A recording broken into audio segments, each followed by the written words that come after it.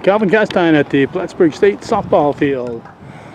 It's approximately the 30th day of May 2019. Now we're here for the Section 7 Class C championship game. It'll be the Northern Adirondack Bobcats and the always formidable Ticonderoga Sentinels coming at you right here, right now. In addition to Hometown Cable, we're also going to be doing the game live over the internet for NFHS. And this game will also be archived there at NFHS.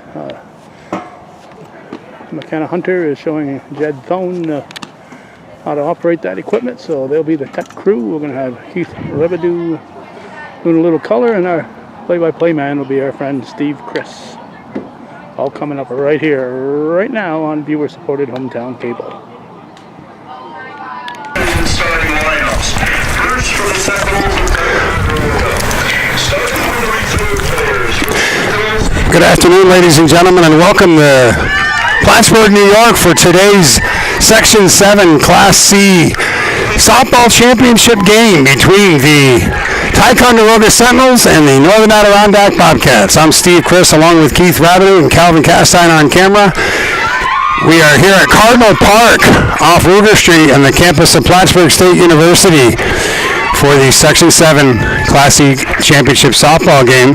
The number 2 seeded Ticonderoga Sentinels coming in with an 11-8 record, and of course the Northern Adirondack Lady Bobcats coming in, Keith, with a pretty impressive 12-3 record. You've umpired both of these teams. What are you expecting out of these two teams today, Keith? Actually, I umpired the NAC Bobcat game, but I have not seen the Ticonderoga Sentinels this year. Well, they've traditionally been a powerhouse club. I know they're no strangers to the finals, that's for sure. Northern Adirondack has been traditionally a pretty good squad as well in the C division. Right now, they are introducing the two teams. Rick Bruce is the public address announcer. They're introducing the Sentinels right now, wearing their road purple jerseys with black pants. And of course, then they'll introduce the Lady Bobcats, who are in the home dugout here on the first base side. Again, we're on the NFHS network carrying this game live. You can watch the game, stream it on www.nfhsnetwork.com as they will be getting ready to introduce the NAC Bobcats. By the way, I didn't mention that the Sentinels are coached by Eric Mullen. He's assisted by Mike Pocket, Todd Mitchell, and Tina Russell. And here are the NAC Bobcats coached by Mary Sexton and Samantha Levine. After this, they'll have the national anthem, and then I'll cover the starting lineups.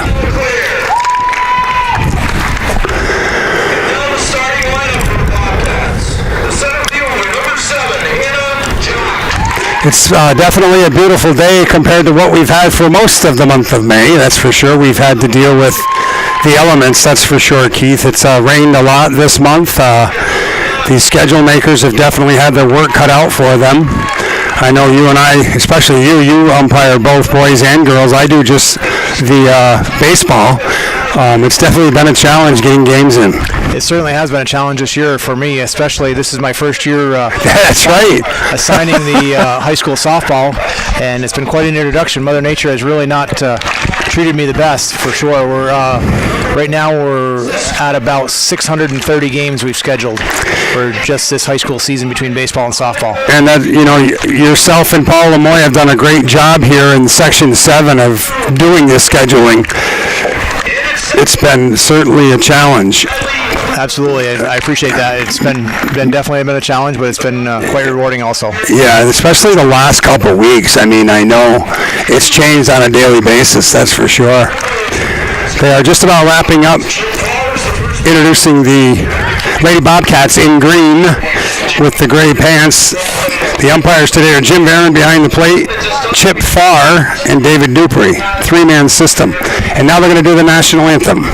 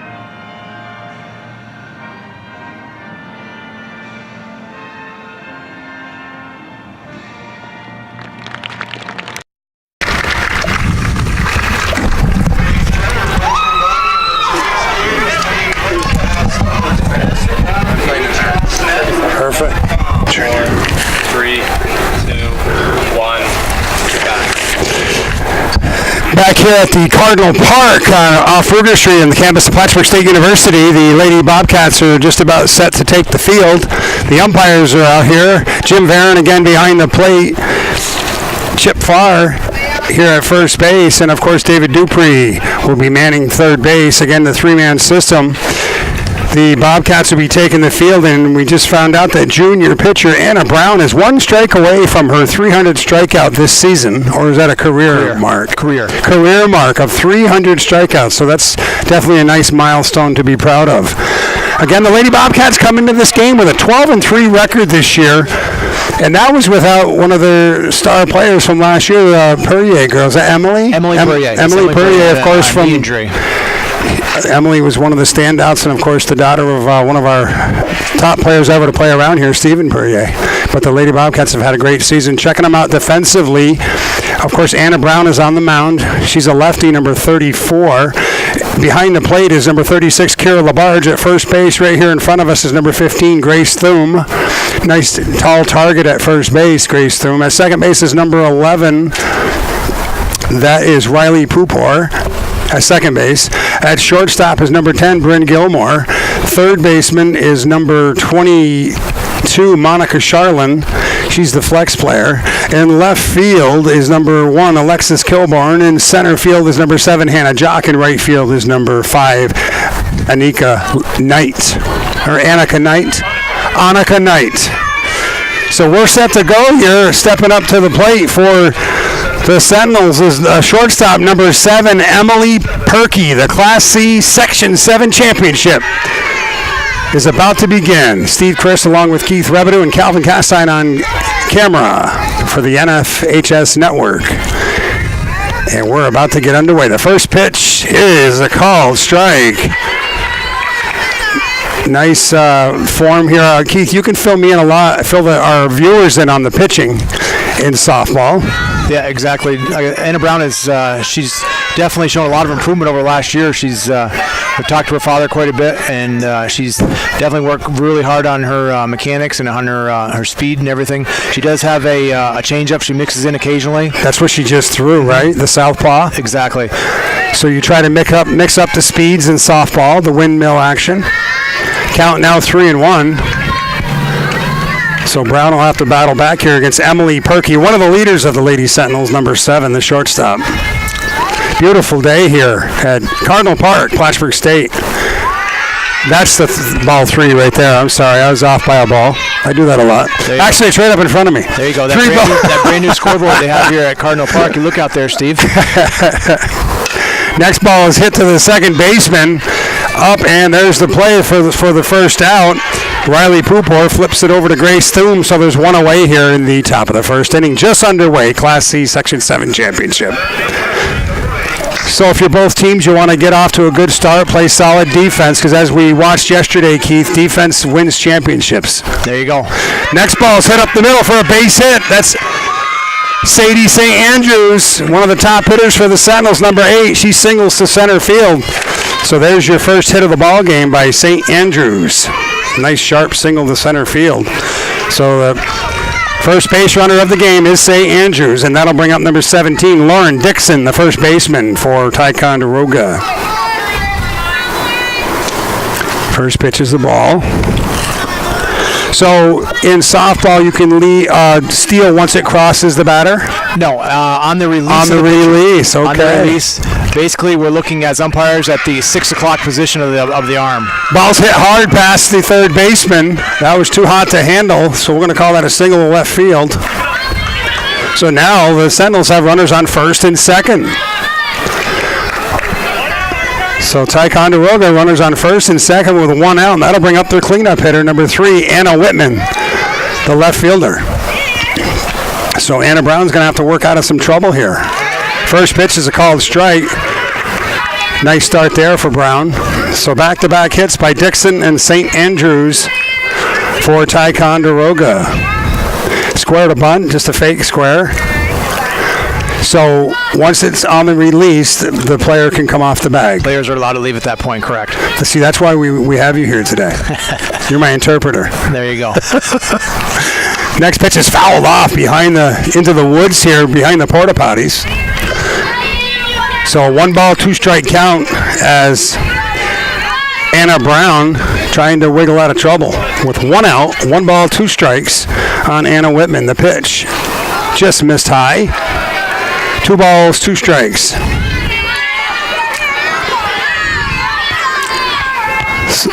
Third baseman's playing in for NAC. The next pitch is hit on the ground to second base. Nice play there. So they'll get the out 4-3. Good job there by Riley Pooporter. Keep her body and her glove right in front of it. That ball was hit pretty hard by Whitman. So 2 down. The runners do move up into scoring position, and that'll bring up the second baseman, number 2, Jade Charbonneau.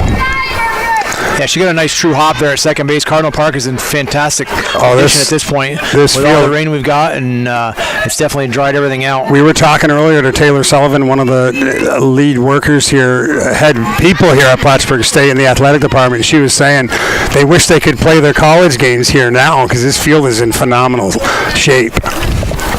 1-1 count, 2 down. Second and third are the runners, and there's another strike. So you can see why Anna Brown's had a successful season. 1 ball, 2 strikes, 2 outs.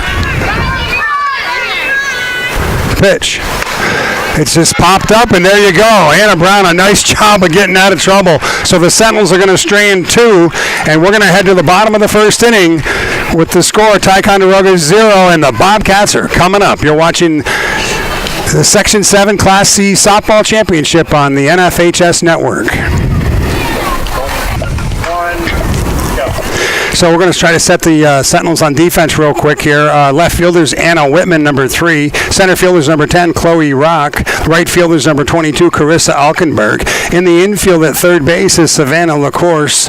At shortstop is number 7, Emily Perkey. The second baseman is number 2, Jade Charbonneau. At first base is number 17, Lauren Dixon. Behind the plate, the catcher is number 8, Sadie St. Andrews.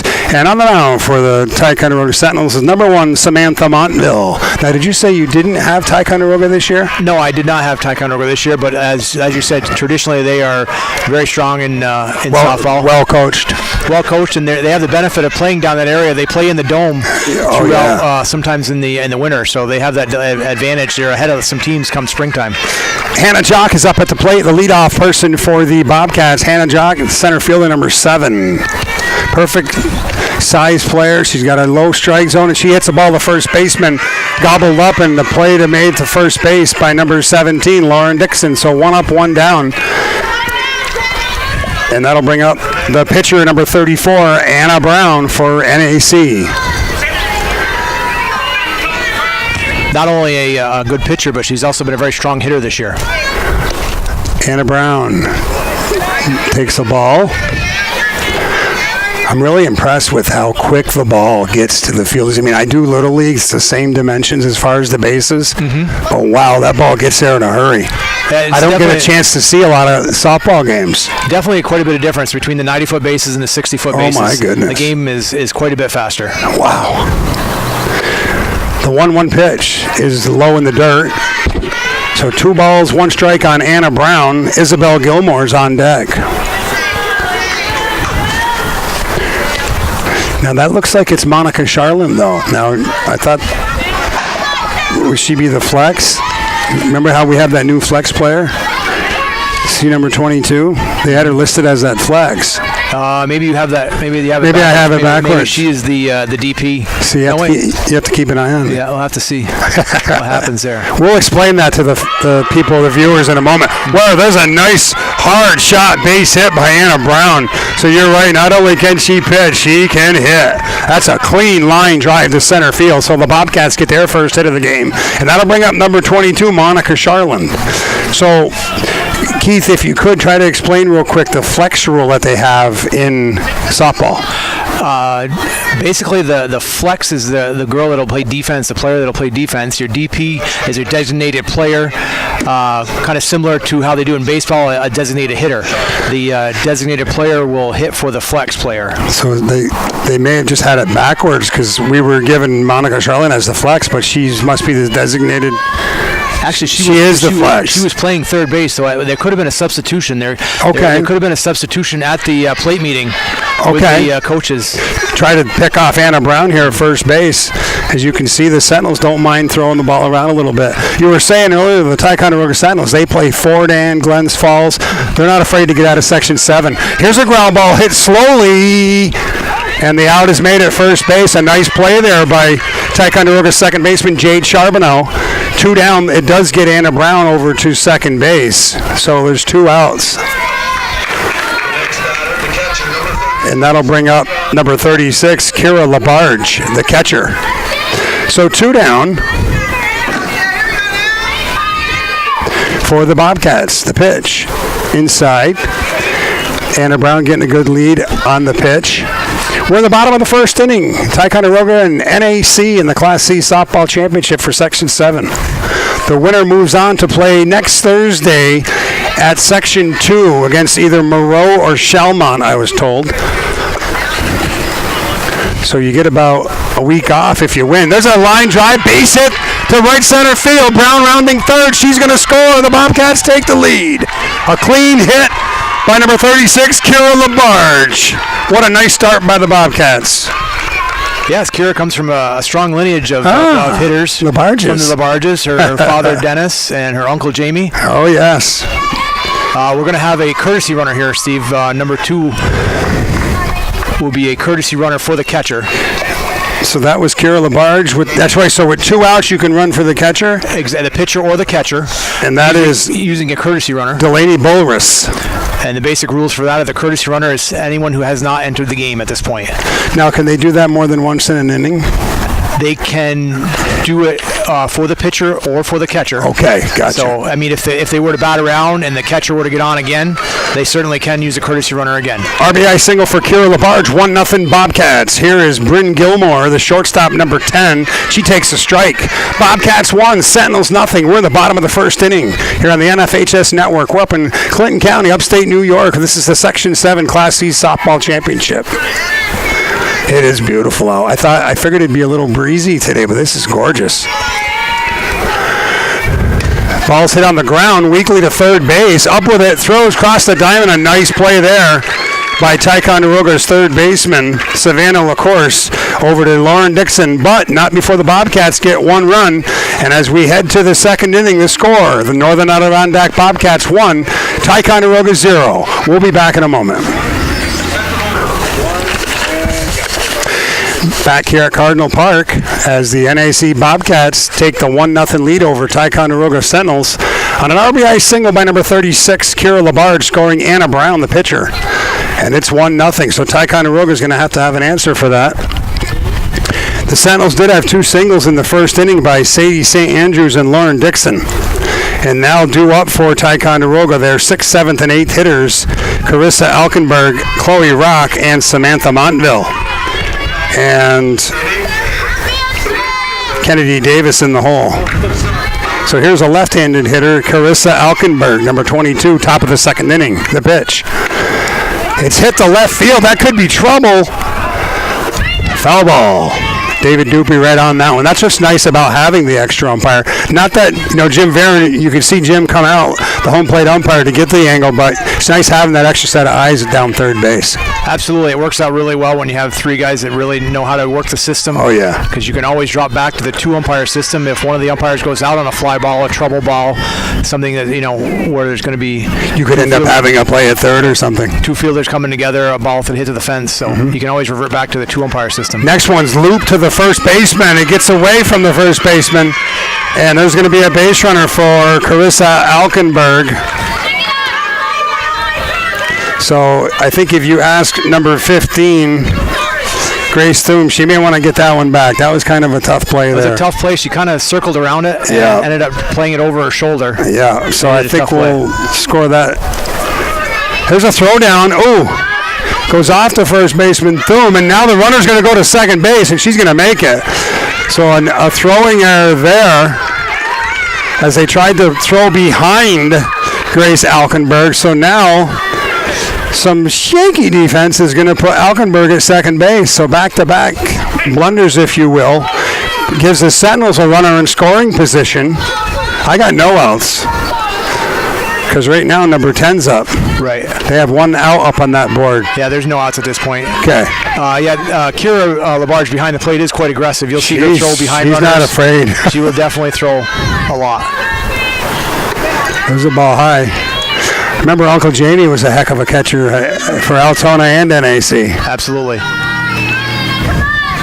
Wondering if maybe the first baseman Grace was thinking about the other one. Exactly. There's a foul ball off the shed here as we're camped out next to it. We got a great view here by the right field line. First base extended. The 1-2 pitch is a ground ball right back to Brown. She feels her position beautifully, and she flips it over to Grace Thum. But the nice thing is for Ty, Chloe Rock moves the runner over to third. So now the Sentinels will have two chances because there's only one out. It says two on the board. The Lady Sentinels will have two chances to score Carissa Alkenberg. A sac fly would do it. The batter now is Samantha Montville.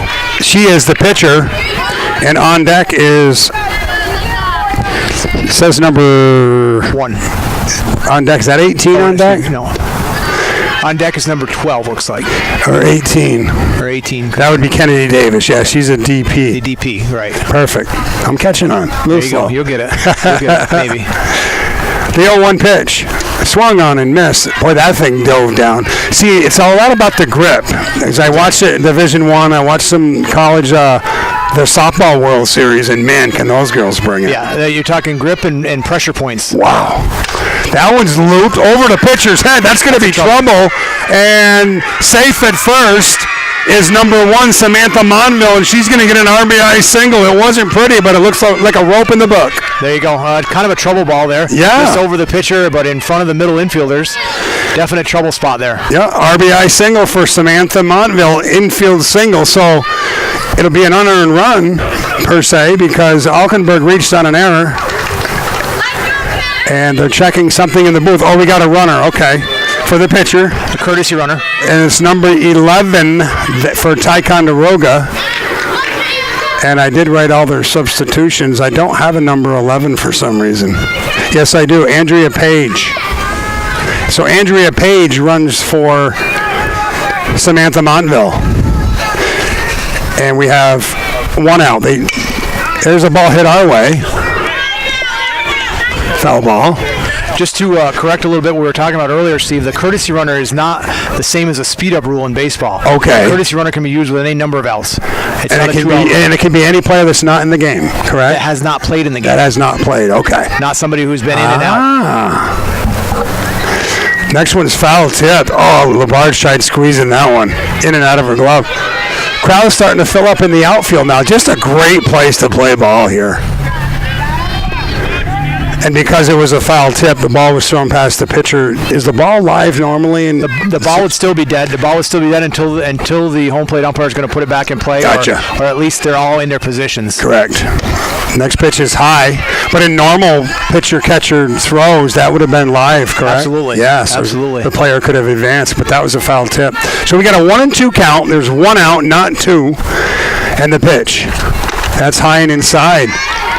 So we got a 1-1 ball game here. Section 7 Class C Championship Softball. Right here on the NFHSnetwork.com. Steve Chris with Keith Rabideau, Calvin Castine on camera. And that one's fouled off on a half swing. So it stays still 1-2. I think Rick said he's learning on the scoreboard. So yeah, the scoreboard came in October, but I believe they have a new control board up front. Beautiful, yeah. They have a new control board up front, so there's going to be a few glitches. And they need one at chip. So apparently that's next on the Now he's got 3-2 up there. We'll see if. Yes, 3-2. Full count. Full count. Okay. Big pitch here from Brown. Ball 4. So Davis walks. Monville goes to second. We got one out. Runners on first and second. Back to the top of the order with Emily Perkey, one of the leaders of Ticonderoga. Ticonderoga always has a good following. Look at the fans over there. See, I got 1 out. There is 1 out. The umpires are correcting it right now. They've signaled to the upstairs that they did correct it on the board. There is 1 out. Ball 1. So the Sentinels threatening here.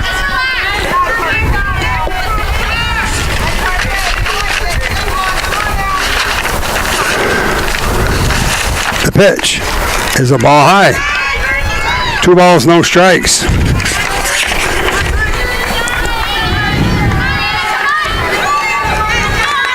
Two and 0, 1 out. Runners on first and second. The pitch. Ball 3.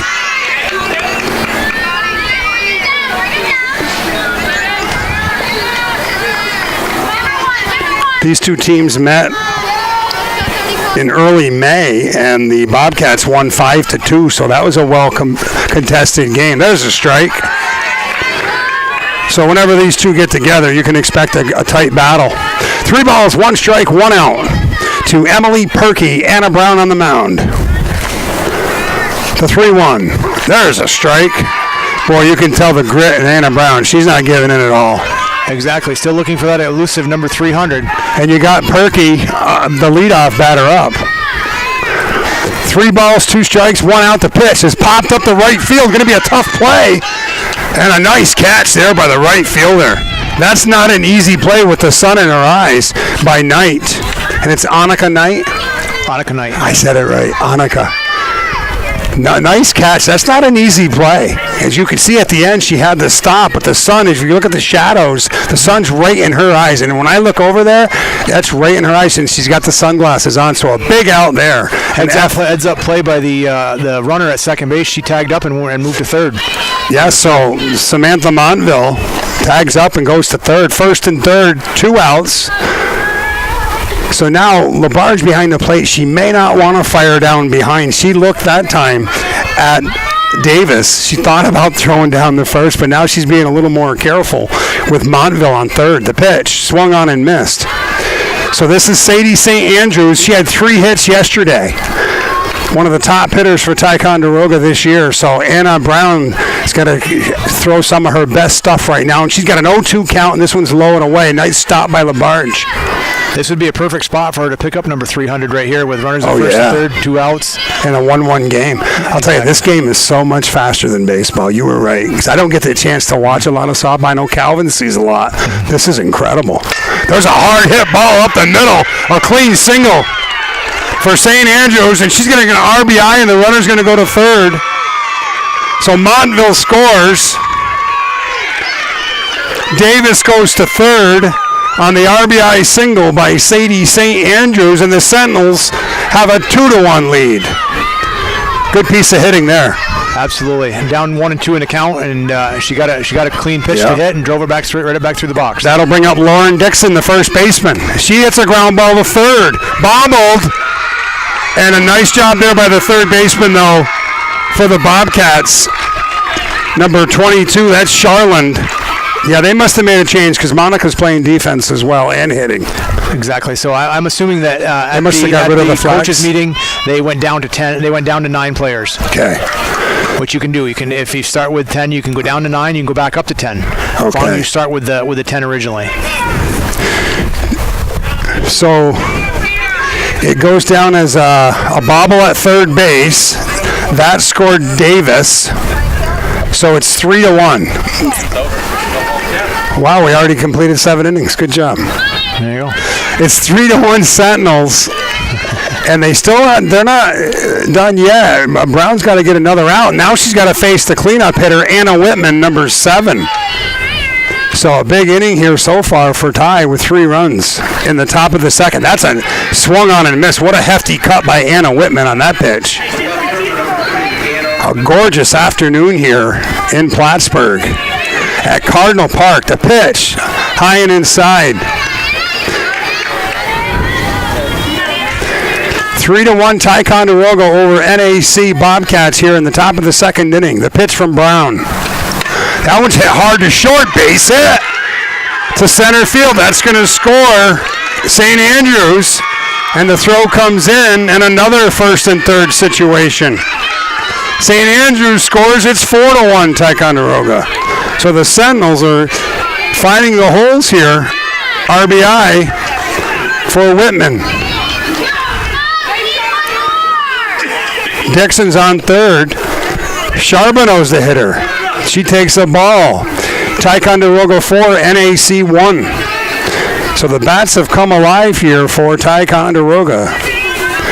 The pitch is a ball. 2 balls, no strikes.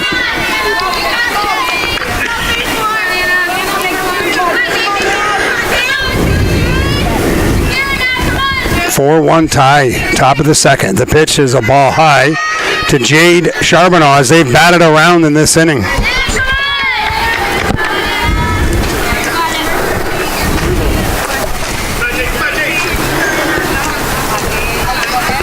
3-0, the pitch. That's right down Broadway. 3-1. NAC needs to get this out to keep it at a 4-1 score if you're the Bobcats. Yeah, you don't want to let this get out of hand early. You want to stop the rally right here. That one's blooped to right field. That's trouble. Base hit. Runner scores. Throw to third. No, right back to the pitcher. Another base hit. This one's by Jade Charbonneau. That scores Dixon. That makes it 5-1 tie. Whitman goes to third. And they've batted around here because Carissa Alkenberg, who reached on an error. And it's 5-1 tie. That one's hit foul off her foot. And that's going to come right to me. Still got it.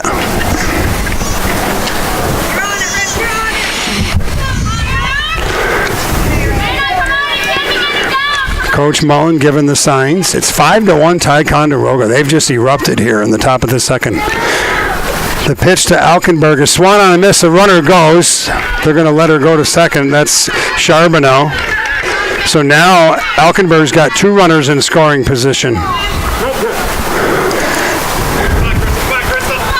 No balls, 2 strikes, and boy, Anna Brown would like to get her 300s right here.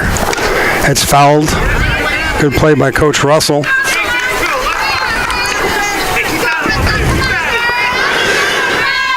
So the base coaches, even adults, have to wear helmets in softball. In the game of high school softball, correct. Yeah, because I know all base that, coaches. Yeah. That one's fouled into the trees. Third base side. Count stays 0-2, 2 outs. Runners on second and third, and the Sentinels have 5 hits this inning and 5 runs. 5-1 lead. Ticonderoga over Northern Adirondack. The pitch. That's fouled behind over the Ticonderoga way. Nice catch by one of their fans. A good at bat here by Carissa Alkenberg. She's battling Bobcat pitcher Anna Brown.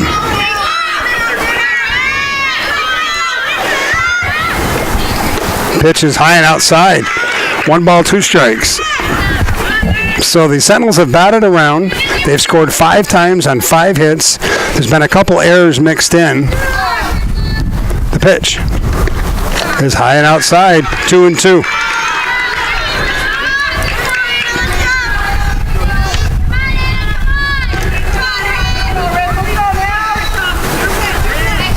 Two pitch on its way with 2 outs. That's popped up. That could be another tough play, and it's going to fall in there. So another pop fly falls in, and that's going to score 2 more runs. It's going to go down as a 2-run single for Carissa Alkenberg, 2 RBI to short center field. And Ticonderoga has a 7-1 lead. Just out of the reach of the infielders. Yeah, the center fielder might be playing just a touch too deep at this point. Swung on and missed. Throw behind. Alkenberg gets back as Chloe Rock steps in. We haven't had any real deep fly balls. No, so, it's been... almost might be a good idea to move those outfielders in a little bit. They've had 3 or 4 They're drops playing very deep. That one's hit over the shortstop's head. Another base hit. Now that was a hard liner. Throw coming into third base. Now the runner's going to go to second on the throw. So Alkenberg to third on Chloe Rock's single. That was a clean single. Rock goes to second on the throw. So it's 7-1, and they're just keep on hitting here. Yeah, a little bit of a mistake by the center fielder there, missing the cutoff. Yeah, you hit the cutoff. You missed the cutoff, and you can hold. If you hit the cutoff play, you can hold that runner at first. And that'll bring up Samantha Montenville, the pitcher. She singled last time up. Pitch. Ticonderoga, 7-run explosion here in the second inning. 7 hits, 7 runs. Pitch. Called strike. 1 ball, 1 strike. And if you're the Bobcats, you just want to get out of this inning. They can ill afford to get down by too much. I mean, there's still a lot of ball left. Pitch. Ball high.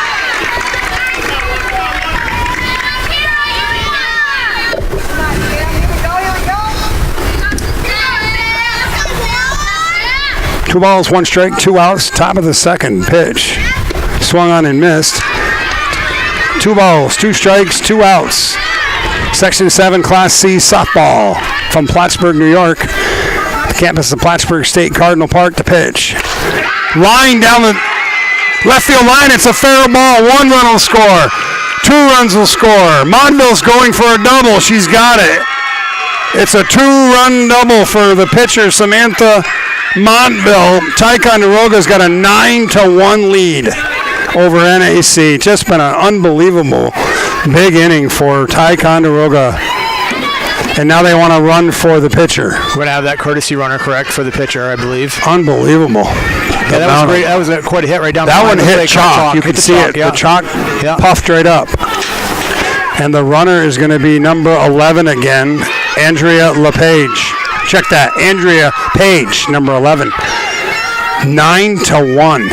The good news for the Bobcats, they still have 6 more at-bats. Kennedy Davis couldn't hold up her swing on that one. She singled her last time up. Actually, I think she walked. I didn't mark it. She did walk. What a big inning for Ticonderoga. Yeah, the Bobcats need to stop the bleeding at this point. Yeah, there's a ground ball to first base. Tough play, but a nice job there by number 15, Grace Thum, and that'll end it, finally. A long top of the second inning. And for the Sentinels, 9 runs in the inning on 1, 2, 3, 4, 5, 6, 7. 7 hits. So we'll head to the bottom of the second inning with the score. Ticonderoga 9, Northern Adirondack 1. So back live here at Cardinal Park, Plattsburgh State University. The Ticonderoga Lady Sentinels just erupted for 9 runs on 7 hits, and they lead Northern Adirondack 9-1 here in the Section 7 Class C championship game. And now the Bobcats have some work to do to come back in this one, as Alexis Kilborn will be the batter. She takes a ball from Samantha Montville. Want to give credit to our guys pushing the buttons, McKenna Hunter and Jed Thone. We thank you guys for doing your work behind the scenes here. Next pitch is a called strike. Calvin Castine's on camera. I'm Steve Chris with Keith Rabideau, providing some color and keeping me in line today. That's a full-time job. Yes, it is. There's a little blooper back to Montville, and she's going to squeeze that one. So an F1 for Alexis Kilborn, 1 down, and that'll bring up Annika Knight. Annika Knight wears jersey number 5. She made the nice catch in right field in the sun. And Annika, the right fielder, wears number 5 with 1 down, bottom of the second inning. The pitch from Montville is low. So the Ticonderoga Lady Sentinels, the number 2 seed, brought in their 11-8 record, but they play a tough schedule down in Section 2 in the Albany area. There's a strike. Sentinel, the Bobcats were the top seed during the year, 12-3 record. But when you get into the finals, anything can happen. That's where your out of conference games sometimes will help. The old strength of schedule, man. Exactly. You play tough teams. I mean, they played Fort Ann this year early in the Dome, and they lost like 22-3. Right. But that helps you. That just makes you better. Exactly. 2-1 count, 1 out. The pitch tonight is ball high. So if you're NAC, you don't need it all back in one inning. What you want to do is get some base runners, string a couple hits together, get a couple runs. Yeah, get some confidence. Break the momentum is what you want to do. You definitely don't want to come out here and go down 1, 2, 3. No, and especially if you don't score here, you don't want to go back out there and give up some more. Right. You want to give your pitcher a break too. Anna really had a long inning out there. Anna Brown. Called strike 3. So Annika Knight caught looking, 2 down. That'll bring up number 15, the first baseman, Grace Thum. with Riley Pupor on deck, number 11, the second baseman. 9-1, 2 outs, bottom of the second inning. Again, the winner plays next Thursday down in Section 2, the Albany Capital District area. Where does that start around? Warrensburg area, Section 2? Section 2 actually comes up, right around Warrensburg. It comes up as far as Bolton. Glens Falls, Lake George. Yeah. Bolton is actually Section 7. Section 7, Bolton. Yeah. So I think it's Schooner Lake Warrensburg is, below that. Yeah. I would say Warrensburg, Lake George, that area. Yep. Some good ball down there, that's for sure. Section 2 is actually really a large area. I know that their umpires are actually split into 3 different groups. And they actually have traditionally some strong teams in softball. Yeah, they have a northern section, a central section, and a southern section, all of Section 2 for their umpires. The pitch. The ball outside and high. 2 down. Grace Thune, she walks. See that? We were just behind a couple, and so was the score operator. So Grace Thune draws a walk. Now, if you're Riley Pupor, you'd love to get on here. She's the 9th hitter. Turn the order up and get Hannah Jock up there at the top of the order. Exactly. You want to flip this order and get it back to the top. Yep. The pitch from Muntonville. That's right down Broadway. Strike. Bottom of the second inning. That's that top of the second. I wonder if anybody timed that inning. Whew. That one's cut on and missed by Pupor. It goes to 0-2 at 2 outs. Center fielder's playing very deep for Ty. The 0-2 on its way from Montville. Just missed outside. 1 ball, 2 strikes, 2 outs. Runner on first for the Bobcats. That's Grace Thune, the pitch. Swung on and missed, strike 3. 2 strikeouts in the inning for Montville, and we're going to head to the top of the third inning with the score. Ticonderoga 9, Northern Adirondack 1. Back here at Cardinal Park, Plattsburgh State, Ticonderoga starts off their top of the third inning with the top of their order, Emily Perkey, her 3rd time batting here in the top of the third, as the Sentinels from Ticonderoga lead the Bobcats of NAC 9-1. Anna Brown out there to hopefully keep them at bay this inning so that her Bobcats can come back. Big 9-run outburst has put Ticonderoga and the team in purple in great position here. 2 balls, 1 strike. Anna Brown on the mound. Emily Perkey at the plate, the pitch. That one's popped up our way. It's going to be out of play. So it's 2 balls, 2 strikes, nobody out. Here comes the pitch. That one hit off the side of Brown's leg, so that'll be a full count now. 3 balls, 2 strikes. The pitch is low in the dirt. Was that ball for? Yep. So Perkey walks. Good start for the top of the third for the Sentinels. Yeah, I was talking to Coach Mullen before the game about his schedule. I looked at Max Preps to see what kind of schedule he played, and I was like pretty impressed. Here's a ground ball to second base. Throw to first is in time. Nice play by Riley Pupor over to Grace Thune. And St. Andrews was the batter. Sadie does move the runner over, so it is a productive out. Runner in scoring position is Emily Perkey, number 7, and that'll bring up the first baseman, number 17, Lauren Dixon. Dixon is 1 for 2 with an RBI today. She scored a run, and she has an RBI. That one's fouled away. The first baseman, number 17, Lauren Dixon. On deck is Anna Whitman. That one is hit to shortstop, and it's bobbled and dropped by Gilmore. So that's going to put runners on first and second. That's a spot usually manned by Emily Perrier.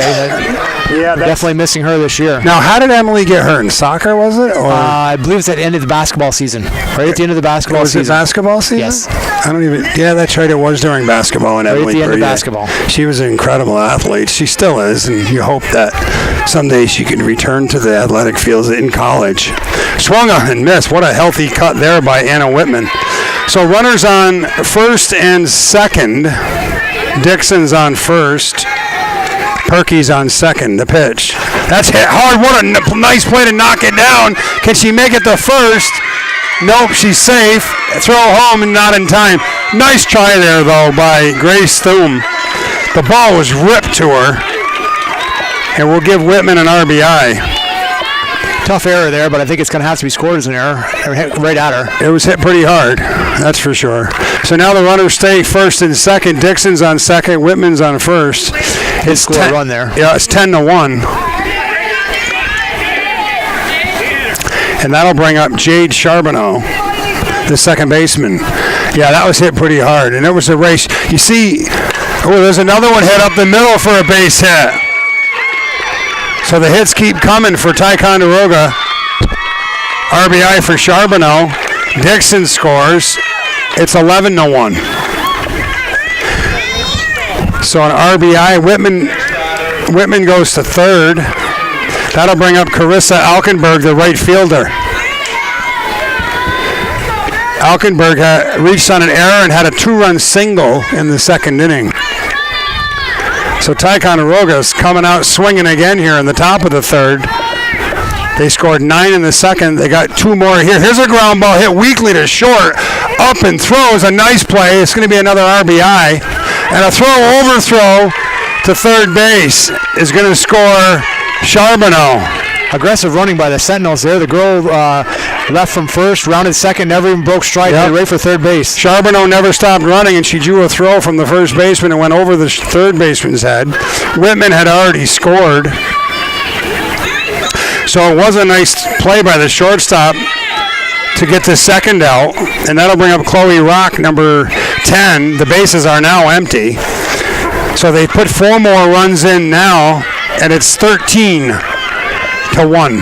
Now, is there a run rule in sectionals? There is a run rule during the regular season of 15, a mercy rule, but in the sectionals, that is suspended. Pop up F5 for Chloe Rock, and that'll do it. But not before Ticonderoga scores 4 runs on 2 hits. And as we head to the bottom of the third inning, the score is Ticonderoga 13 and NAC 1. Steve Chris back here with Keith Rebedu, Calvin Castine on camera, McKenna Hunter and Jed Thone on the computer here, NFHSnetwork.com. We're live from Cardinal Park at Plattsburgh State.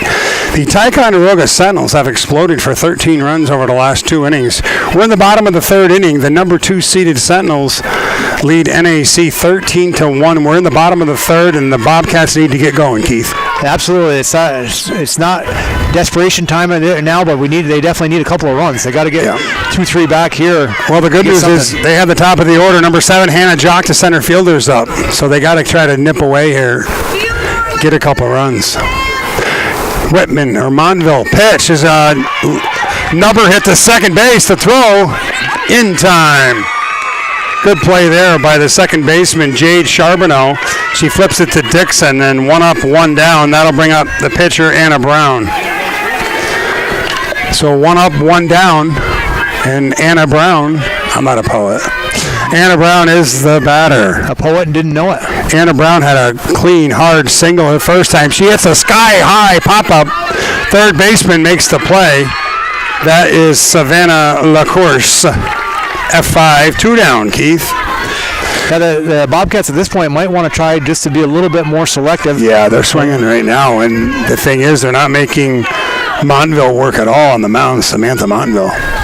Right. And the thing is, you're not stopping that momentum. The big mo right now is on the side of the purple team. Absolutely. Pitch. Monica Charlin, third baseman, is up right now. They work some counts a little bit and just slow the game down just to let them catch their breath at this point. That was a rocket to left field. You can see why Monica Charlin bats third for the Bobcats. That ball was ripped. Come on, Kira, keep it going. Wow. That's probably the hardest ball that's been hit today. That was definitely a rope. Wow. And that'll bring up number 36, Kira LaBarge, I believe. Coach Sexton here talking to home plate umpire Jim Varon about a change. We're going to have a runner, Yeah, my daughter. I believe. It's number 9 has gotten up. Number 9. Do I have a number 9?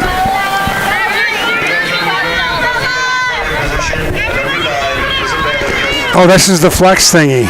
Isabella Gilmore. Okay, so the flex is subs in for the DP at this point. So Isabella Gilmore is into the game, and she's going to advance on a wild pitch. So Gilmore's in. The flex position has come into play. She goes to second base on a wild pitch. That's just a regular substitution. Excellent. So do they have to? Can they do another substitution after that? Yes, absolutely. You went over that earlier. Right. 2 down, 1-0 count. As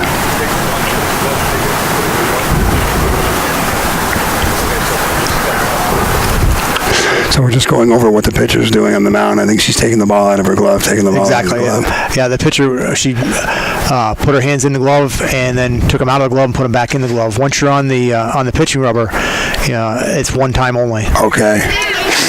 So is it like a warning type thing, or I don't believe box? Right? No, there's no box. It would be an illegal pitch if she had started her motion. I don't believe she had started at that point. Pitch is low. This is great for our viewers because I'm sure a lot of them have questions on what you can and can't do. That for people that don't watch the game or umpire softball. Right, just a little bit of preventive umpiring there by Jim Varon. Excellent, and I'm sure it's appreciated by the tie coach as well. Next pitch is a ball. So hey, Kira LaBarge just worked a walk. And I'm sure that's a little bit of respect, too, by the pitcher, Montville, not pitching or giving much for LaBarge to hit. After that last at-bat, I'm sure. And now Ticonderoga is going to have a meeting at the circle. We'll also have that courtesy runner in for LaBarge. Yes, because it looks like number 2, Delaney Boris, is going to enter as a runner for the catcher. So Kira LaBarge didn't get much to hit, and now number 2, Delaney Boris, is going to enter. Boy, would the Bobcats like to string together like 2 singles right here to produce a couple runs. Yeah, at this point they got to get a couple of runs back. Because it's 13-1. They got to try to get in, chip away at this lead. So that brings up number 10, Bryn Gilmore, the shortstop. The pitch. There's a strike. So the Sentinels got together there at the circle, probably just to slow down Montville a little bit. Yeah, give her a chance to catch her breath. And there's another wild pitch. That'll move up. Now the Bobcats would love a single here. Yeah, we have a single here, and I think with the speed of the courtesy runner at second, I think you got a good shot at scoring too. Well, and then it's a 13-3 game. It still sounds like a lot, but that's huge for the NAC right now. They need to stop this momentum that Ty has. The pitch. And that's a blooper to second base, right at the second baseman, to Jade Charbonneau. So the Sentinels escape any trouble there. In the inning, no runs, 1 hit, and 2 players left on base. We're going to head to the top of the 4th inning with the score, Ticonderoga 13 and the NAC Bobcats 1. Oh, are we ready? We're back here at Cardinal Park, Plattsburgh, New York. Ticonderoga is up 13-1, and they're batting here in the top of the 4th inning. The pitch from Brown is low. It's 1-0. NAC has scored 9 in the second, 4 in the third to take a 13-1 lead. And their batter right now is Samantha Montville, the pitcher. She swings and misses. Samantha bats 8th in the order. She'll be followed by number 18, Kennedy Davis. Sentinels have 13 runs on 11 hits. That was laced to left field. Well over the left fielder's head, and Montville is going to have her 3rd hit of the game. Well hit. Nice. Boy, the coach bats her 8th, maybe for a reason, her 2nd cleanup hitter. I don't know. There you go. Good chance to try and flip the lineup. That was a shot.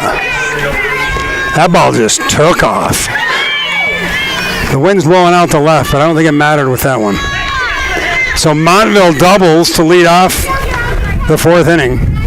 And they're going to have a runner for the pitcher, and that is number 11, Andrea Page. Back to our courtesy runner. This is her third time running. She's going to be tired. Well, they want to keep the pitcher fresh. Yes, that's a great idea. And that's going to bring up Kennedy Davis, the DP. That one's low and away.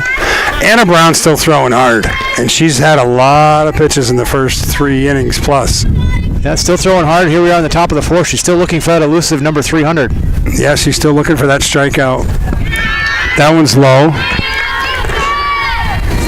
The winner again gets to play Section 2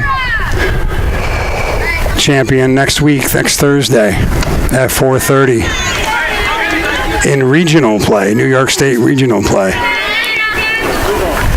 So the count, I believe, is 3 balls on Kennedy Davis. The pitch from Brown is ball 4.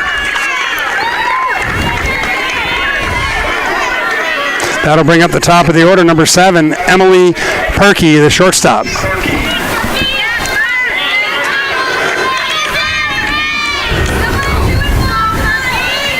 Perky is 0 for 2. She grounded out in the first, flew out in the second to right field, and she walked in the third and scored. On deck, Sadie St. Andrews. Runners on first and second, nobody out. The pitch is the ball high.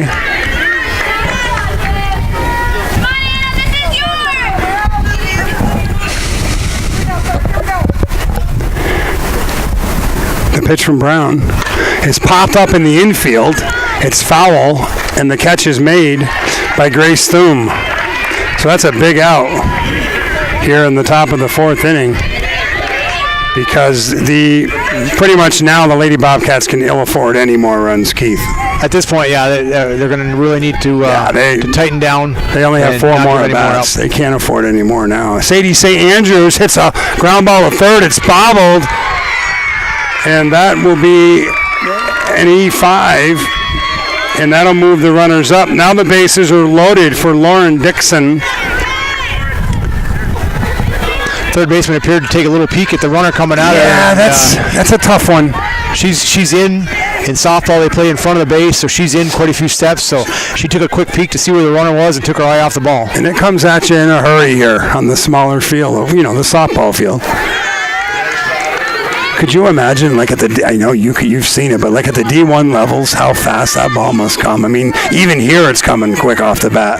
That's why you'll see a lot of at least the corner infielders and the pitchers wearing face masks, because the ball does. Infield fly roll? Absolutely. Yep, batter's out as number 17, Lauren Dixon, pops up to the second baseman, number 11, Riley Pupor. So there's 2 down, and that'll bring up the cleanup hitter, Anna Whitman, number 3. Anna's 2 for 3 with 2 RBIs, and she scored twice. Like I say, you see the pitcher and the third baseman for the Bobcats are both wearing face masks. Yeah. The speed of the ball, the pitching rubber only being 43 feet from home plate. Wow. So when she releases a pitch, she's within 40 feet of home plate. Wow. The ball coming back at considerable speed. 1-1 count with 2 outs. That ball's hit in the hole between first and second base to right field. 1 run will score. 2 runs will score. And now the Sentinels take a 15-1 lead on the 2-run single by Anna Whitman. And she's got 4 RBIs in the cleanup spot for Ticonderoga. St. Andrews goes to third. Montville scores. Well, her runner scored. Page scored. And Davis scores. First pitch to Charbonneau is a strike. And 15 consecutive runs, unanswered runs by Ticonderoga.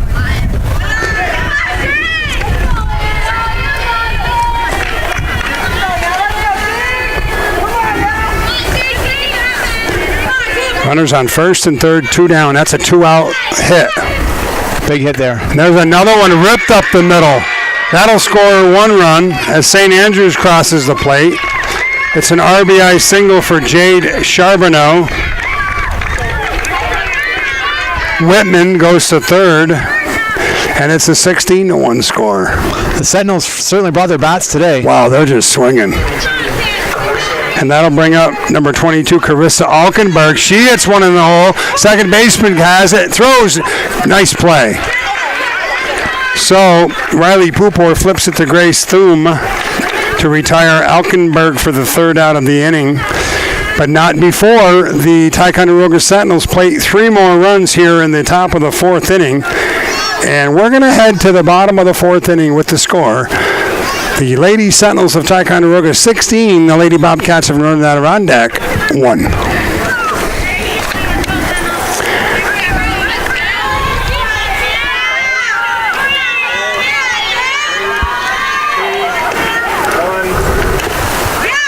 Back to live action here in the bottom of the 4th inning. Ticonderoga leads Northern Adirondack 16-1 in the bottom of the 4th inning, and Alexis Kilborn just fouled one off behind the plate. So the Bobcats need to get some runs. Due up for the Bobcats are Alexis Kilborn, Annika Knight, and Grace Thum. This one here's hit right back to the pitcher. It's bobbled by Montville, but she has time, and she retires Kilborn 1-3, and that'll bring up Annika Knight. Yeah, with the ball getting back to her that quickly, and like we talked about in softball, she had time to knock it down and still had time to make the play at first. Annika Knight got caught looking last time. That one there is rocketed to center field, and it's caught. That ball was well hit. Well hit. They had it played perfectly. The center fielder moved about 2 steps left and pocketed it. Annika Knight's dad, I believe, is Jimmy, right? I believe so. He could hit the ball himself. Yeah, exactly. That ball was hit pretty well with center field.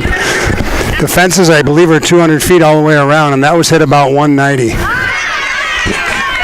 Batter now is Grace Thum, and quickly 2 outs again. So, the pitcher, Anna Brown, doesn't have much time to rest. No rest, and they need to get some runs. Pitch is in the dirt. Nice scoop there by Sadie St. Andrews, the catcher from Ty. 16-1 Sentinels. 2 outs, bottom of the 4th. The pitch is low. Do you find as an umpire it's harder to judge the underhand, like the strike zone? No, it's basically the same concept as baseball. Like the dropping motion? Right. So at this level, and you don't see a whole lot of movement on the pitches. Basically, you're going to see a fastball and a changeup. As you move up in level, you get to Division 2, Division 1, you see a lot more rise balls, balls, drop balls. That's amazing. Mm-hmm. Some of them even make it curve and Right. That was a nice changeup. It's really amazing if you think about it, what they can make the ball do in the 43 feet. Fast. In 43 feet. Oh my goodness. That one's popped up. Does the catcher have a play? Nope. Who's the girl that Jenny Finch when they showed her years ago when she pitched to Barry Bonds? John Kruk. She pitched to John Kruk. And he was like, oh man, are you kidding me? John Kruk was selling a lot of tickets saying that he could hit anybody, and what he didn't realize is that Jenny Finch threw 72 to 74 miles an hour. And the reaction time from 43 feet is like 98? Actually, something like that. They've done studies on that, and the comparison at 74 feet is 110 miles per hour for baseball. It's kind of like the Little Leagues, you see. So Thum goes down swinging, and we're going to head to the top of the 5th inning. Nothing across in that inning for NAC. And with the score, Ticonderoga 16, Northern Adirondack 1. We'll take a break here on the NFHS Network. 5, 4, 3, 2, 1. Okay, we're back at Cardinal Park on Plattsburgh State softball field here. This is a beautiful facility, Keith. It looks well groomed, and boy, like we said earlier, look how nice and green and groomed it is. Yeah, one of the few benefits of all that rain we've had is the green, and the grass is green all over. And I'm sure Chip Cummings is looking about the same where the baseball games will be going on the next few days. That's true. So here we go, top of the 5th inning. It's Chloe Rock, the batter, the center fielder. She's 1 for 3 today. 16-1 Ticonderoga. And that one's popped up. The catcher, LaBarge, makes the nice play as she didn't run out of room by the fence. So it's an F2 out of play.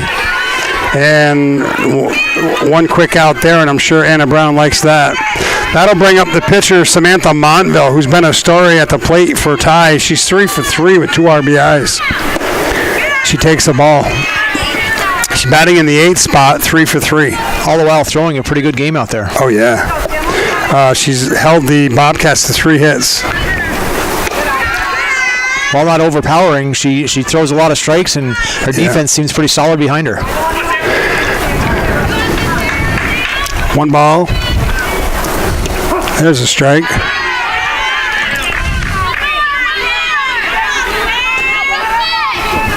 One ball, 2 strikes. That was hit off the end of the bat. Coming our way. And there you go. Just to finish up what we were talking about, Steve, as maybe some of our viewers are watching the Division I World Series on TV, the comparisons, they say that some of these pitchers, when Jenny Fitch was pitching 73, 74 miles an hour, that compares to 110 in baseball. Wow. You don't see any baseball pitchers throwing that hard. The Chapman for your Yankees, I believe, throwing about 105. Not anymore. But there's one guy, I think, right now in the majors that can get it up, like 104 maybe. Yeah, 104, 105. So there's a ball down the line. That's going to be held. Fair ball. Nope, Montville's going to stay for a single. She thought about 2. But yeah, I think there's only one guy now that's throwing like 103, 104. I forget his name. Chappie's around 100. He's actually, his slider's his best pitch now. So nowhere near approaching that 110 that the softball equivalent is. No way. So here's the runner, number 11 Courtesy runner back in.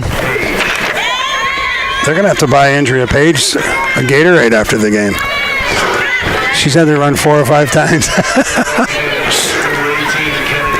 And here's Kennedy Davis from the 9th spot. She's been on 2 out of 3 times. She scored twice. 1 out, runner on first. It's 16-1 Sentinels. Pitch. That was ripped down the first base line, foul. Knight goes after it. She retrieves it. Certainly not what the Lady Bobcats expected today. Not the result they expected. And you got to give the Sentinels credit. They came out hitting. They sure did. Like I said, Anna Brown has been a successful pitcher all year long. I think she's only had maybe 1, maybe 2 bad games, but she's been very successful all year long. But give the Sentinels credit. They've really hit the ball well today. They did. And it doesn't take anything away from the season Northern Adirondack has had. It's just this one game. You got 7 innings to play your A game. Exactly. Pitch. That one's hit hard. Off to first baseman. It was hit hard. And she's going to make it to first base. Is Davis.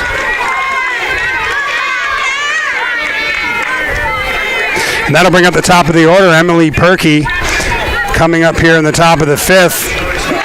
Her 5th time up, so she's batted every inning. Emily Perkey. She is currently 0 for 3 with a walk. She scored once.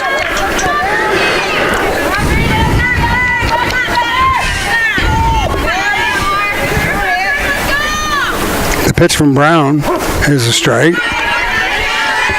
Definitely a good sign for the Sentinels when you've batted every inning as a batter. That's amazing. That kind of tells you that you're scoring a lot of runs. Yeah, they've put 6, 7, 8 batters up every inning.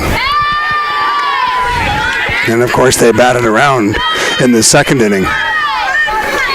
1 ball, 2 strikes to Perkey. Runners on first and second. 1 out. The pitch just missed outside. 2-2. On deck, Sadie St. Andrews for Ticonderoga. The pitch. That one's hit weakly to shortstop. A nice play there by Bryn Gilmore over to Grace Thum. The runners move up as Montville goes to 3rd. Davis goes to 2nd. And there's 2 outs. Perkey is retired 6-3. And that'll bring up Sadie St. Andrews. Again, she is 2 for 4. Sadie St. Andrews, the catcher. She takes a strike. On deck, Lauren Dixon, number 17.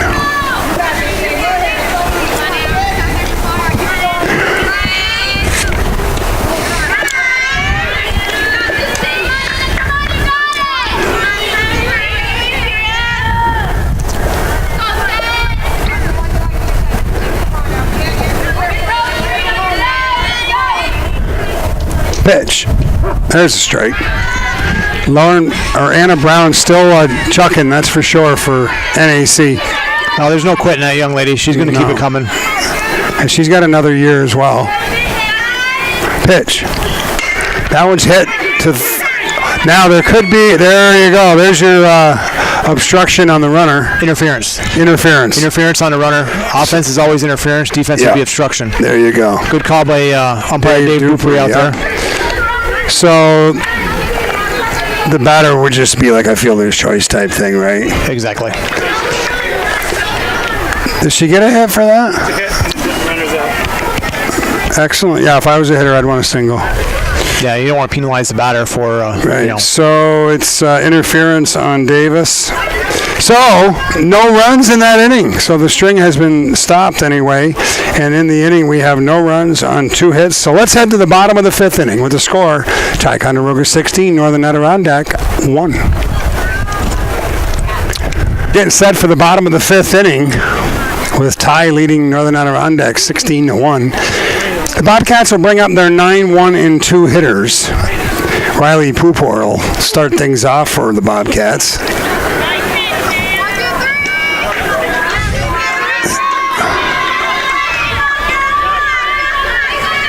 See, I believe we were talking during the commercial. John Kruk was with ESPN back then. Yeah, they were both. I believe they're both announcers in the studio, and they got chatting back and forth. And I can hit you, he said. Talking about the difference in the game, and Mr. Kruk found out that it wasn't quite as easy as he thought it was going to be. And he was a highly successful major league player. Oh, absolutely. He could hit, and he didn't stand a chance. I believe he maybe fouled off one pitch. Pitch is popped up. The catcher may have a play here, and she does. As Sadie St. Andrews squeezes it. As Pupor pops up here in the bottom of the 5th. You remember Kruk when he had to try to hit Randy Johnson in the All-Star game back then in the 90s when he put his helmet on backwards? That was after Johnson threw that 100-mile-an-hour pitch behind his head. Correct. Here's Hannah Jock, the center fielder, number 7, with 1 out in the bottom of the 5th inning. The pitch. That one's hit hard off the shortstop's glove, off Perky's glove. So, Hannah Jock gets on base. We'll see if NAC can get something going. That'll bring up the pitcher, Anna Brown. And boy, would Anna Brown love to hit one hard here. Take out some frustration on the ball. Absolutely. She could do well with a gapper here. I'm sure it'd take out some of her frustrations. Takes a ball, runner goes, and she is out trying to steal. Questionable decision there, down 15 runs. Down 15 runs trying to steal. She's retired 2-6, caught stealing. Now you got 2 outs. You really don't want to run yourself out of an inning there, down 15 runs. Yeah. You need a lot of them. Pitch. Brown hits a chopper to Montville over to first, and that's it. Retired 1-3, so that's it for the 5th inning. And let's head to the top of the 6th inning with the score sticking at Ticonderoga 16, Northern Adirondack 1. 3, 2, 1. So we are back here, 2 innings left for the Bobcats to try to rally here. They're down by 15. As I retrieve the ball. The Ticonderoga Sentinels have ridden a big 9-run inning in the 2nd inning. They scored 4 in the 3rd inning and 3 in the 4th inning to take a 16-1 lead over the top-seeded Northern Adirondack Bobcats. Due up for the Sentinels is their 3rd hitter, Lauren Dixon. Then they'll send up Anna Whitman and Jade Charbonneau here. Due up anyway. So for the Sentinels, they have 16 runs on 16 hits. Good ratio there. An efficient ratio. A run for every hit. For the Bobcats, they have 1 run on just 3 hits allowed by Samantha Montville. Montville pitching a good game. Like I said, she's not overpowering, but she's definitely throwing a lot of strikes, and her defense is playing well. Yeah. They haven't hurt themselves in any errors that they have made. I think they've only made, let's see. 1 last inning, I know that. They've made 1 error. 1 error in the field for the Sentinels. And that'll bring up the leadoff person is the third hitter, Lauren Dixon. She is 1 for 4. She scored twice. And she hits a ball to short center. The center fielder has it go off her glove. So a good start once again for Ticonderoga here in the 6th. Like we talked about, I really think the outfielders are playing a touch deep at this point. There hasn't been too many deep balls, if any. A lot of balls dropping in front of them. Hannah Jock had to come a long way for that ball. It's kind of hard running in that far. First pitch here is fouled away. One of the hitting stars for Ty, Anna Whitman, she's 3 for 4 with 4 RBIs, and she's up right now for Ty, wearing number 3, the left fielder. The pitch from Brown, high and inside. She's not alone. It's been quite a hitting parade for the Sentinels today. Up and down their lineup.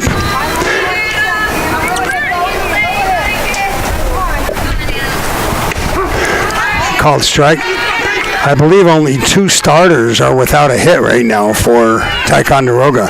But everybody's reached base and everybody has scored. Wow. There's a runner going to second base.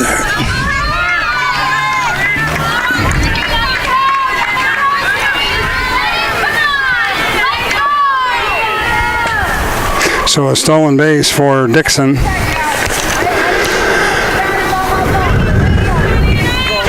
Two balls, 2 strikes on Anna Whitman. You'd love to see Anna Brown get that strikeout. Yeah, a little bit of a personal victory at this point would be nice for her.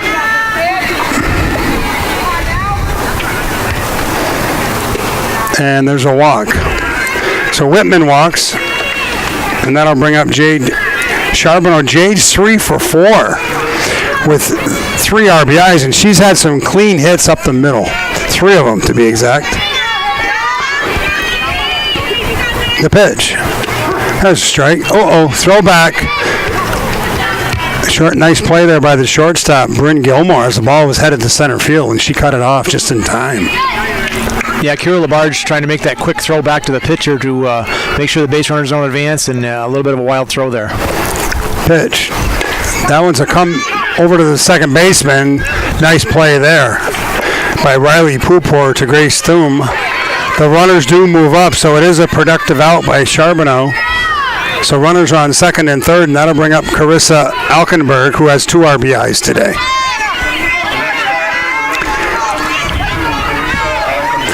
Left-handed batter. Pitch. Foul ball straight back.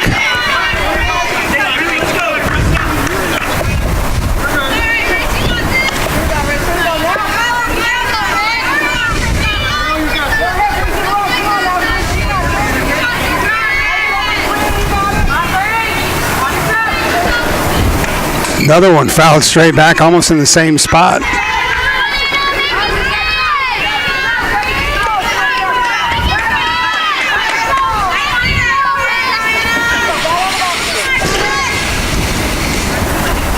They don't do anything like pitch counts or anything like that in softball, do they?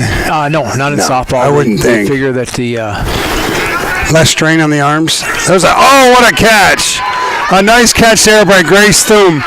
Runner tags, and she's safe, but what a nice catch there by Grace Thum. Some of the hard rockets she's had hit at her. I know she made a nice catch there and the runner tagged up, but that was a nice catch. Yeah, definitely a nice catch. She went over her shoulder, made a good catch there, just a little bit slow getting back to her feet, and Ticonderoga being very aggressive on the bases took advantage of that. So that makes it 17-1, and that'll bring up Chloe Rock with 2 down here in the top 6.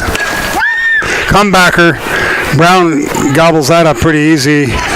So Rock is retired 1-3, and that'll do it. We'll head to the bottom of the 6th inning with Ticonderoga leading Northern Adirondack 17-1. We'll be back in a moment.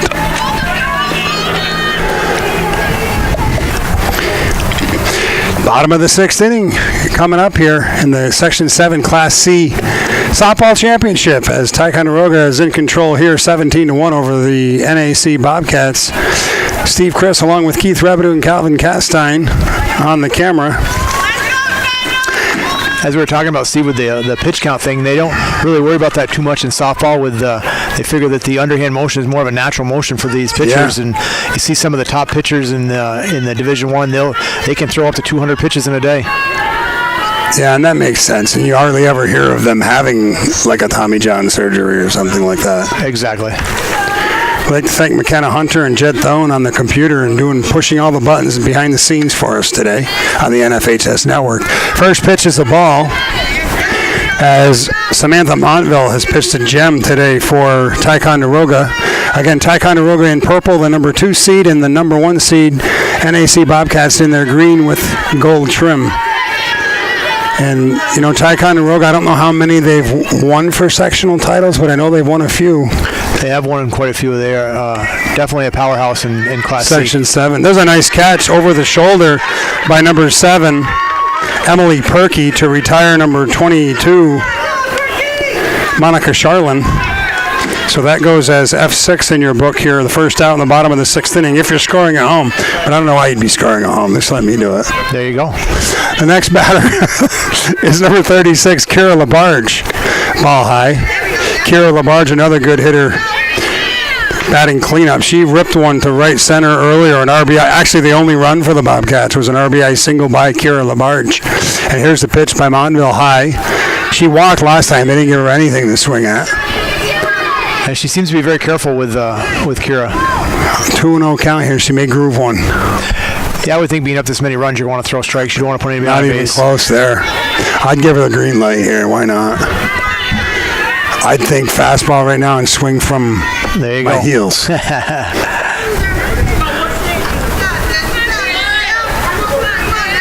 3-0 count, 1 out. Here comes the pitch.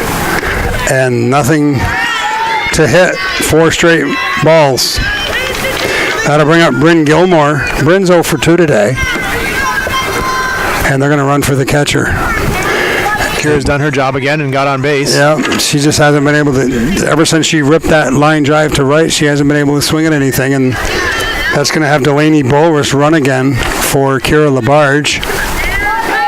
And that'll bring up number 10, Bryn Gilmore, the shortstop, with 1 out. Runner on first. Bottom of the 6th, the pitch. Strike.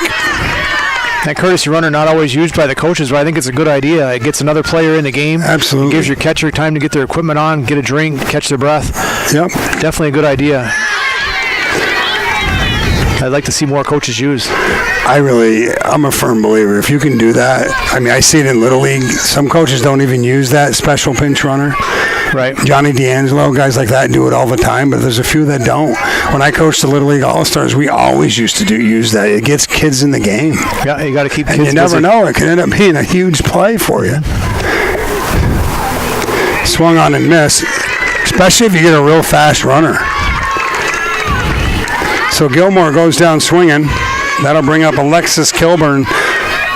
Check that. It's number 14 into the game. That's Madison LeClaire is going to pinch hit. So Madison LeClaire is going to bat for Kilburn. It's her first time batting here in the bottom of the 6th inning. So Madison LeClaire is pinch hitting.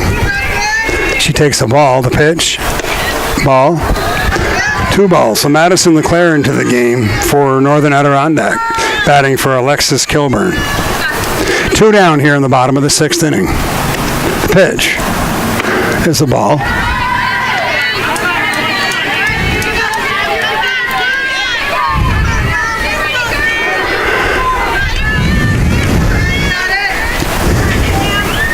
The 3-0. Ball 4. So she walks.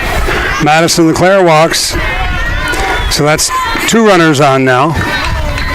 And that'll bring up number 5, Annika Knight. Knight is 0 for 2 today. She hit last time up. She hit one deep to center field. One of the farthest balls hit today. They seem to be respecting her power. The center fielder has moved back quite a ways. She's got a real good batting stance. She definitely knows what she's doing up there. The pitch. Fouled back. Like you say, I'm sure she's had a good coach. Her father's quite a hitter. Yeah. Also named the new superintendent. Yes, he was. Adirondack. Yes, he was. 2 strikes on Knight. See if Montville challenges her here. 0-2. Tried to get it a chase, so it bounced and hit her, so that's a hit by a pitch. Absolutely. That ball's live. It can hit the batter, or you can actually swing and hit it. Like Vladimir Guerrero used to do. He used to hit him off the ground. Over the fence. Vladimir never met a pitch he wanted to take. Oh my goodness. See his son now playing? A lot of former great players' sons are playing. MLB players. That'll bring up Grace Thum, the first baseman, with the bases loaded. That'd be cool right now for the NAC to get some runs here. Bases loaded, 2 outs. They definitely got to get some. They got to get a couple runs here. You know, they're down by 16. It'd be nice to see the Bobcats score a few. Pitch. Ball. Only one more at bat after this. They got to at least cut this lead in half. Yep. But they have to contend with Samantha Montville. She's going to think twice about that. Look at that ball hit. So there's a run. That breaks the string of 17 in a row. And they're going to go station to station as an RBI single by Grace Thum. Actually, that's 2 RBIs. Both runners scored. I'm scored. sorry. They both scored. I looked down too quick. See what I mean? I'll keep you straight, Steve. Thank you, sir. 2 RBIs for Thum, and it's 17-3. So the Lady Bobcats aren't quitting. That brings up Riley Pupor, the second baseman, the pitch. There's a strike. So a 2-run single by Grace Thum. Scores the pinch runner, Delaney Bolris, who ran for LaBarge, and Madison LeClaire. That one's hit. That could be trouble, but the left fielder makes a nice catch as Anna Whitman gets underneath it, and the F7 retires the side here in the bottom of the 6th. But the Bobcats get 2 runs on the 2-run single by Grace Thum. And we're going to head to the last inning, the 7th inning, with the score, Ticonderoga 17, Northern Adirondack 3.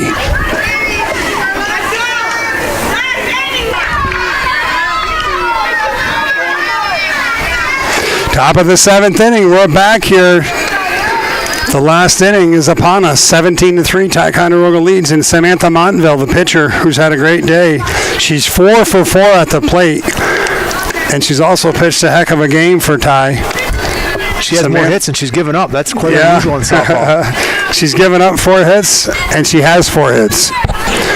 She's 4 for 4. 2 doubles, 2 singles. Samantha Montville. The pitch. Ball 3.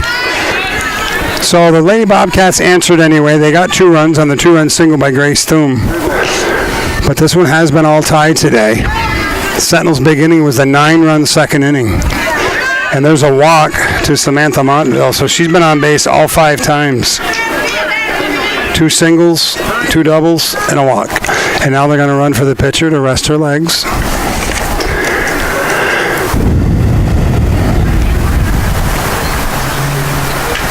And we'll see what Coach Eric Mullen does. Looks like he's still sticking with the same courtesy runner. Looks like number 11 preparing.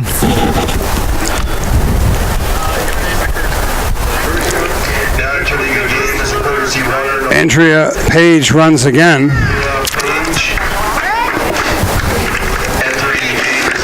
For Samantha Montville, who just had a banner day for Ticonderoga. Beautiful day here in Plattsburgh. The weather's just been awesome. Probably around 65, I'd say. It was 72 at game time. 72. Beautiful. It actually warmed up as the day went on. Absolutely. Who do you have batting here, Steve? I think we might have a pinch hitter. Oh, up. You guys better keep me in line. Number 9, I believe, is a pinch hitter coming up. Number 9 is Vivian Porter. So Vivian Porter gets her first time up today. She's already got a 2-0 count. So she's batting for Kennedy Davis. Davis went, she scored 2 runs today. So Vivian Porter getting her first taste of action today in the 9th spot. Number 9, Vivian Porter. She takes a ball and she walks. So Porter walks. So 2 runners on, nobody on, and that'll bring up the top of the order with Emily Perkey, number 7. Emily's 0 for 4, but she's had a good day at shortstop, and she's also walked and scored. So, Porter's on first, Montville's on second. Check that, Montville's courtesy runner, Page. There's a throw to first. The runners are moved up, so another productive out for Perky. So runners on second and third now with one out, and that'll bring up hard-hitting Sadie St. Andrews, the catcher for Ticonderoga. Bobcats taking the sure out at first there. They might want to try and keep that runner off second base. I think she had time to go to second, but she did take the sure out at first. Riley Pupor made the play to first base. Nice pitch there by Anna Brown. Hats off to Anna Brown for sticking with it today. She had that one long inning, and she definitely battled all day long. Pitch is fouled off, and it gets a piece of the batter in the batter's box, so foul ball. 1 ball, 2 strikes. Now I want to see her get that strikeout. Yeah, there's been definitely some hard hittings, but there's also been a few bloops in there that I heard. Oh, yeah, there was definitely some bleeders, as they call them. The 1-2 pitch. Foul ball. Sadie St. Andrews is battling. Sadie is 3 for 5 today for Ticonderoga. She was up when they had the interference play at short, when the runner bumped into the shortstop. Next pitch is a ball, so it's 2-2, 1 out. Runners on second and third. It's 17-3 Sentinels. Top of the 7th.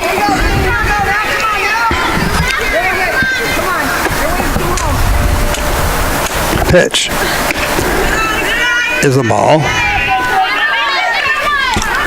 Full count.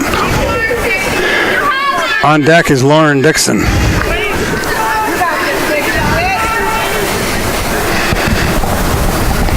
Full count.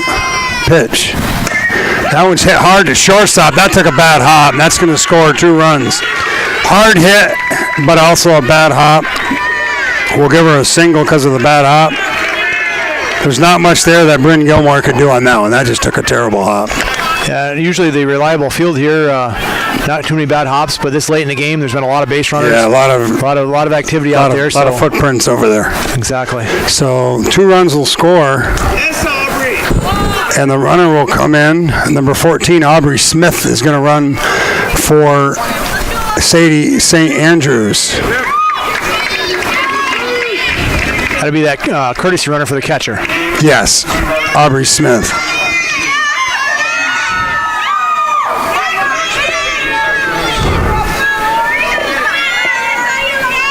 Pitch popped up. The barge going after it, but it's going to drop in between her and the third baseman, Monica Charland.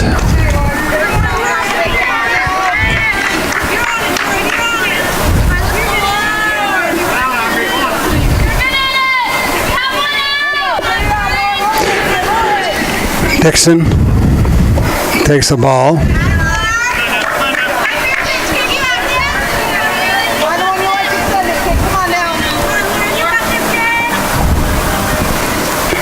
Pitch.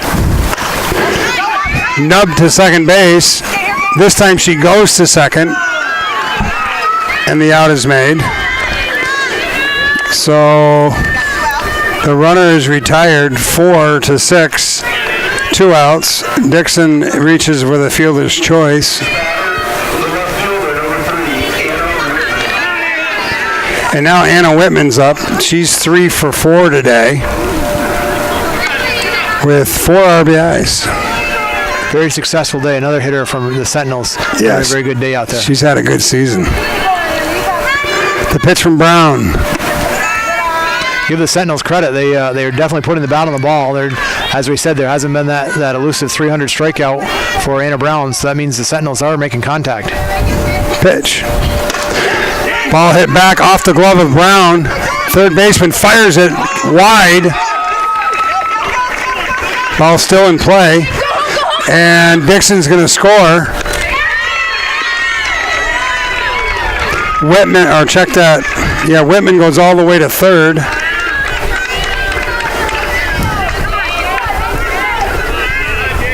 So Dixon comes all the way around on the wide throw.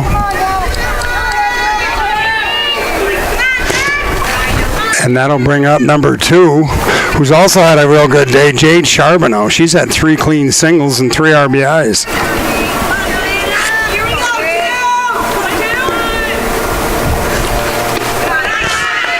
So the Sentinels are up to 20 runs now.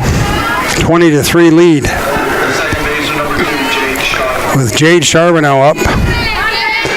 2 down. Runner on third. The pitch is grounded to second base. The throw got her. Good play by Riley Pupor. And that'll do it. So the Sentinels tack on 3 runs, and we're going to head to the bottom of the 7th. Last licks coming up for the Northern Adirondack Bobcats with the score, Ticonderoga 20, Northern Adirondack 3.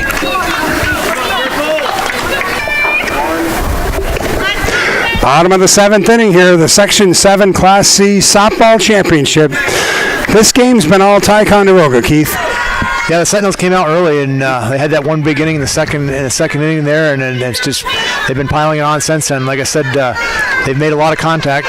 No strikeouts today for anybody on the Sentinels. They've put the ball in play. Hannah Jock's going to lead it off here in the bottom of the 7th for Northern Adirondack, and she takes the ball. And you got to give credit to the Ticonderoga pitcher, Samantha Montville. She's pitched a great game. She's allowed only 4 hits, 3 runs. Pitch. Takes a strike at the knees. 20-3 tie, looking to capture the Section 7 Class C Softball Championship and earn the right to play next Thursday down in the Albany area, Section 2. Capital District, yep. Yes. The winner will play the winner of Section 2 in the sub-regional. Next Thursday at 4:30. That one is a little high, and it's 3-1 now.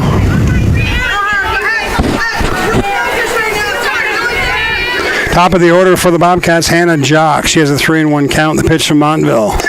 It's hit right back to the pitcher, and that's how you draw it up. 1-3 is the put out. So the Sentinels are 2 outs away, and that'll bring up the pitcher, Anna Brown, number 34.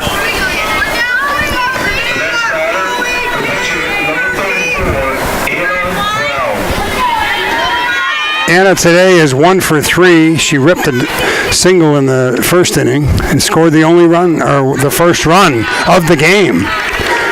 But then the Sentinels ripped off 17 in a row. Pitch. That one's hit to center field. That's a base hit. So a nice clean hit there for Anna Brown. And that'll bring up number 22, Monica Charlin. Monica's 1 for 3. Small consolation for Anna Brown there for the pitching she's done today. At least she got her second hit of the game. You know, Monica Charlin ripped that one to left field earlier, which was a laser. Probably the hardest hit ball, and she's up now.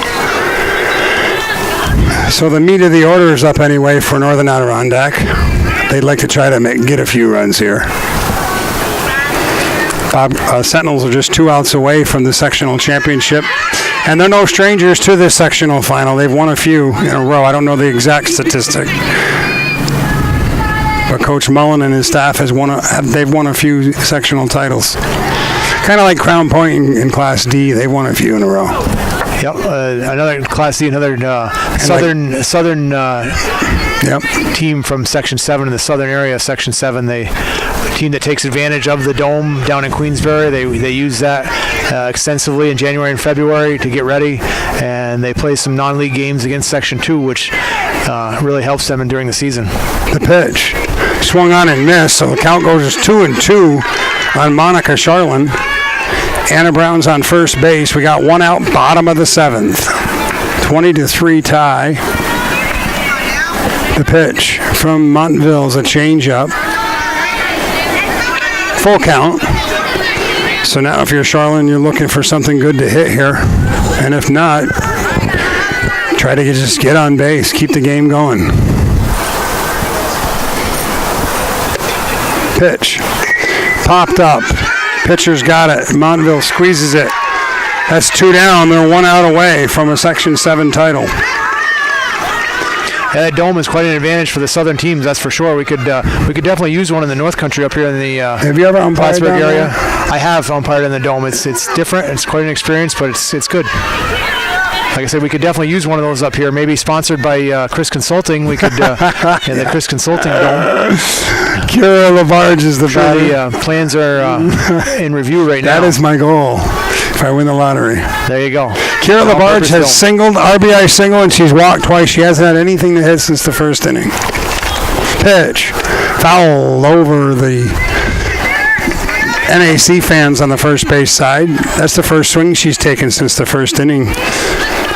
You got to think she's going to get some swings here. I mean, with the score the way it is. Yeah, and 2 outs. They're going to come right at her. Yep. So the Sentinels are 1 out away from the Section 7 Class C championship. Pitch is low. And the Bobcats will be back next year. I think they only have 3 seniors on the team. Wow. So they have a good solid core coming back, including the pitcher, Anna Brown. I'm sure Mary Sexton and her staff are very proud of the season they've had. Another ball. 3-1 count. Now you're looking for something you can drive. Helicopter. Here's a 3-1 pitch with 2 outs to Kira LaBarge.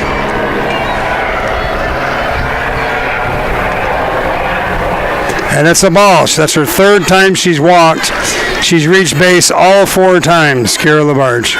Interesting pitch selection there, being up by 17 runs and 3-1. I believe she threw a changeup. So Bryn Gilmore will be the batter. Bryn is 0 for 3 today. 2 down, bottom of the 7th.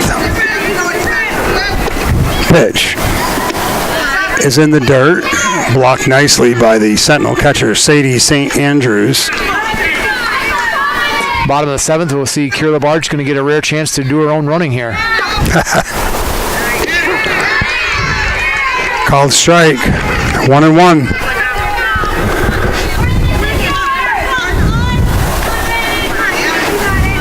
One ball, 1 strike, 2 outs pitch. Outside.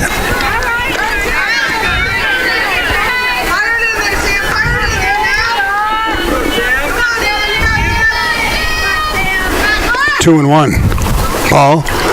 3 balls and 1 strike. Maddie LeClaire is on deck, I believe. Yep, number 14, if they get to her. 3 balls, 1 strike, 2 outs. 2 down, the pitch. It's a ground ball hit weakly. This could be it. Second baseman's up, flips, and the ball game is over. And the Ticonderoga Sentinels have captured the Section 7 Class C championship as Charbonneau throws to the first baseman, Lauren Dixon. And Ticonderoga has defeated the Northern Adirondack Bobcats 20-3 to capture another Section 7 softball title. And that's going to do it here. The total tally for Ticonderoga, Keith, 20 runs on 18 hits. And for the NAC Bobcats, they got 3 runs on 5 hits. So real quickly, we'll wrap it up. Overall thoughts on Ticonderoga? Like I said, Ticonderoga really brought their bats with them today. Unfortunately, Anna Brown looking for that 300th K and it didn't come about today. Ticonderoga put the bat on the ball, hit some real sharp hits, but they also got some bleeders in there, and they really did the job today. We're aggressive on the bases. Congratulations to them. Well, that's going to do it. We thank everybody for joining us on the NFHSnetwork.com. This is Steve Chris for Keith Rabideau and Calvin Castine on camera, and for McKenna Hunter and Jed Thone on the computer. That's going to do it for us here on the NFHS Network. Thank you for joining us.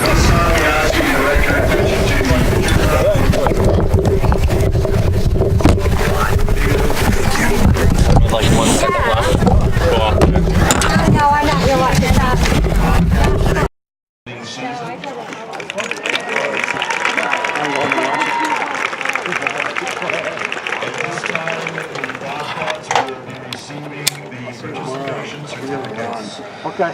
Thanks, Keith. All right. Yeah, thank you. Thanks, Steve. We'll be in touch again. Yeah, I'll see you Saturday.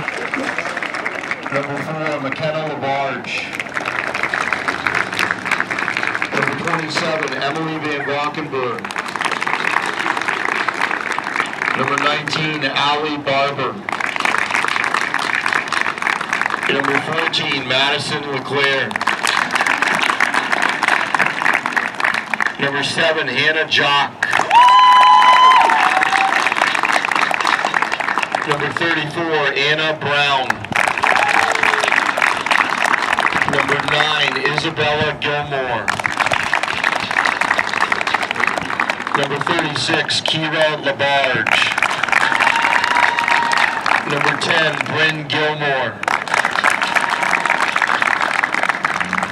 Number 1, Alexis Kilburn. Number 5, Annika Knight. Number 15, Grace Thune. Number 11, Riley Putor. And number 22, Monica Charlin.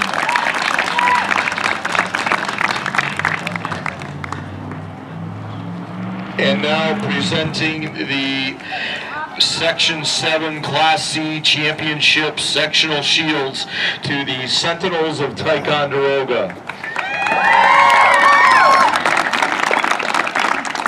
Number 9, Vivian Porter. Number 11, Andrea Page. Number 12, Lorelei Lurkeys. Number 14, Aubrey Smith. Number 19, Jade Frazier. Number 7, Emily Perky. Number 8, Sadie St. Andrews. Number 17, Lauren Dixon. Number 3, Anna Whitman. Number 2, Jade Charbonneau. Number 22, Carissa Alkenberg. Number 10, Chloe Rock. Number 1, Samantha Montville. Number 18, Kennedy Davis. And number 16, Savannah LaCourse. At this time, we ask the Sentinel captains to approach the pitcher's mound for the presentation of the Section 7 Class C Girls Softball Championship Trophy. Congratulations to the Sentinels of Ticonderoga. They will now play Thursday, June 6th at 4:30 at Section 2 at a site to be determined. Once again, the Sentinels will now play Thursday, June 6th at 4:30 at Section 2 at a site to be determined. Once again, congratulations. We thank all of you for your support.